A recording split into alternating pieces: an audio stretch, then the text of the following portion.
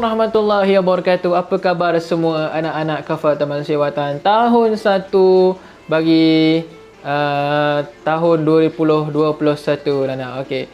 So alhamdulillah kita berjumpa sekali lagi dalam video yang kedua untuk subjek fiqh untuk minggu kedua Nana. Okey. So hari ni kita akan buat refreshment sikit berkenaan dengan subjek ataupun topik kita yang minggu lepas untuk lembaran yang pertama. Alhamdulillah, mana yang dah submit kertas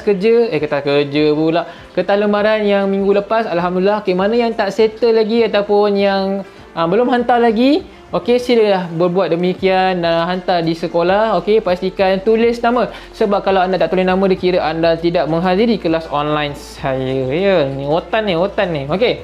So untuk minggu yang kedua kita bertemu lagi untuk topik yang sama, iaitu tentang ibadah. Okey, ibadah umum dan ibadah yang khusus. Jadi saya percaya mana yang ibu bapa yang dah hantar lembaran kerja hari tu akan dapat balik lembaran kerja yang baharu.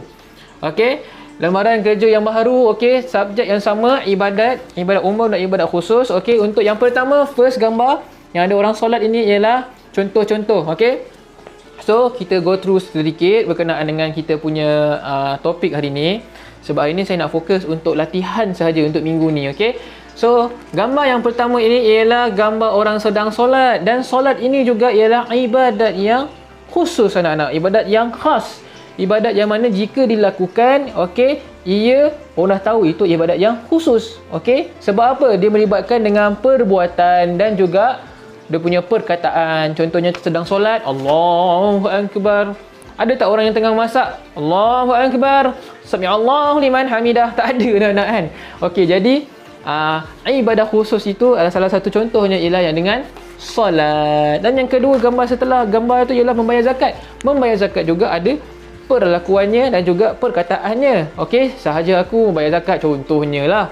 Okey, kemudian puasa. Puasa pun ada perlakuan dia juga. Contohnya tak makan daripada waktu tertentu sampai ke buka waktu maghrib. Okey, dan seterusnya menunaikan haji. Menunaikan haji juga ialah salah satu daripada ibadat khusus, iaitu kita pergi ke Mekah, okey, Mukarramah, dan kita menghadapi Baitullahil Haram. Okey, Baitullah iaitu kita masuk ke rumah Allah, okey, Masjidil Haram, kemudian kita akan jumpa dengan Kaabah.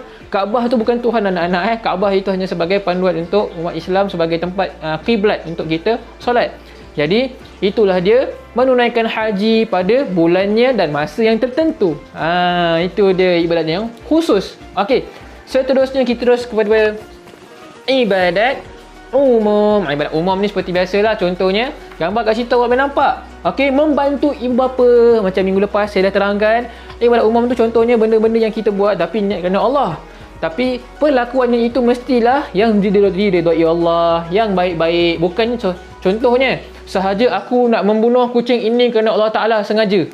Oh, tak boleh. Itu bukan dikira ibadat umum. Itu ibadat yang sia-sia anak-anak. Okey, jadi seterusnya berniaga. Berniaga juga adalah salah satu ibadat. Kalau kita berniaga kerana Allah Ta'ala, kita, ya Allah Tuhanku, sesungguhnya aku berniaga untuk mendapat harta sepejadan untuk ahli keluargaku.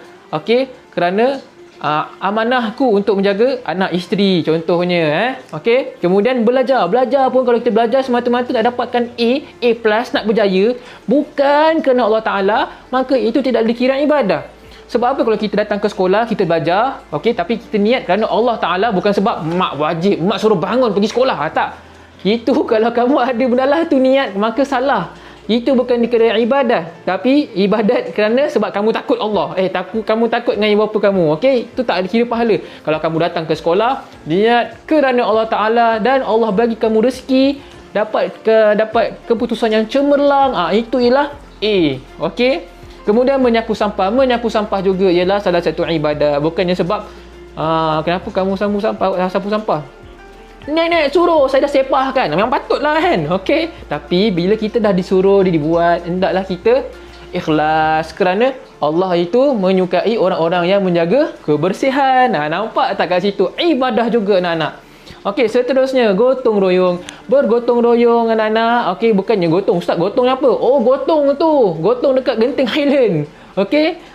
Bukan itu anak bergotong royong ini kita membantu sama dengan komuniti, sama ada dengan keluarga ataupun dengan masyarakat, okey, membersihkan tempat, okey, membuat satu kerja yang amal yang baik demi kebaikan masyarakat semua. Anak-anak bersihkan rumah, bersihkan balik kampung.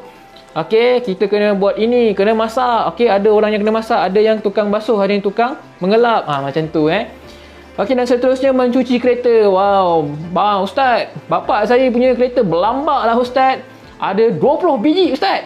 Mana ada orang beli kereta 20 biji? Ada tu kat almari tu. Kereta mainan ada banyak.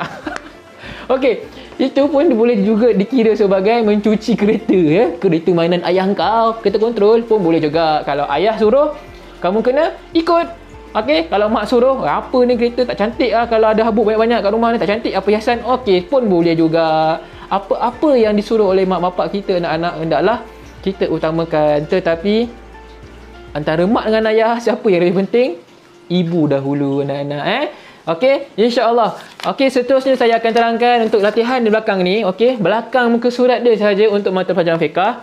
Dekat belakang ini anda hanya perlu sambungkan pecahkan huruf-huruf yang ada. Contoh untuk yang pertama ni umum. Okey, umum. Ain. Okey, kita ada huruf ain, mim, waw, mim. Jadi anda hanya perlu pecahkan ain, mim, waw, mim. Itu saja sampailah sini. Ramadan. Ra, mim, dot, alif, nun.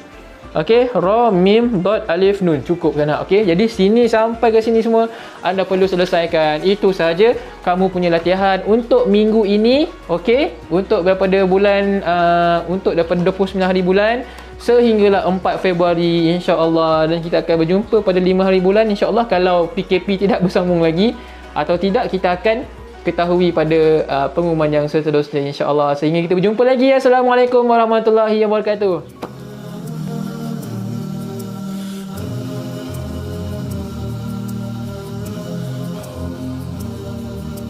سلام سلام كمسك الختام عليكم أحيبابنا يا كرام. سلام سلام كمسك الختام عليكم أحيبابنا يا كرام. سلام سلام كمسك